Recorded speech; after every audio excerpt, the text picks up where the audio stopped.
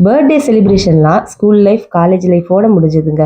கல்யாணம் ஆகி குழந்தை, குட்டின்னு ஆனதுக்கப்புறம், பிள்ளைகளோட பர்த்டே செலிப்ரேட் பண்ண தான் இன்ட்ரெஸ்ட் காட்டுவோமே தவிர, நம்மளோட பர்த்டேலாம் பெருசா எடுத்துக்கிறது கிடையாது. எதுக்கு சொல்றேன்னா, நேத்து என்னோட பர்த்டே.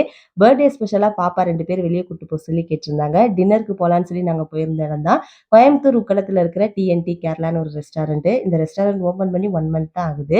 ஒரு ரெஸ்டாரண்ட்ல 2, 3 கிரில் மிஷின் இருக்கும். இங்க 15, 20ன்னு இருக்கு. எல்லா மிஷின்லயுமே சிக்கன் வெந்துட்டே இருக்கு. கூட்டமும் அதுக்கேத்த மாரி வருது. கிரில் சிக்கன்லாம் வேற லெவல் டேஸ்ட்ல இருந்ததுங்க.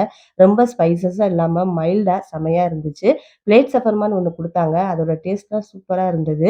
பிரைஸ் ரொம்பவே அஃபோர்டபுளா இருக்கு. என்னோட பாப்பா 2 பேரும் நல்லா என்ஜாய் பண்ணி சாப்ட்டாங்க. சாப்ட்டு முடிச்சுட்டு நாங்க வீட்டுக்கு கிளம்புறதுக்கு 11:00 ஆயிருச்சு. கோயம்புத்தூர்ல இருக்கிறவங்க இந்த டிஎன்டி கேரளா ரெஸ்டாரண்ட் போகாதவங்க இனிமேல் போய் பாருங்க. டேஸ்ட் சூப்பரா இருக்கும். ஏன்னா இந்த மாரி டேஸ்ட்லாம் நம்ம ஃபீல் பண்ணி என்ஜாய் பண்ணணும்ல. என்னோட பர்த்டே, ஹஸ்பண்டோட பர்த்டேலாம் இந்த மாரி தான் செலிப்ரேட் பண்ணுவோம்.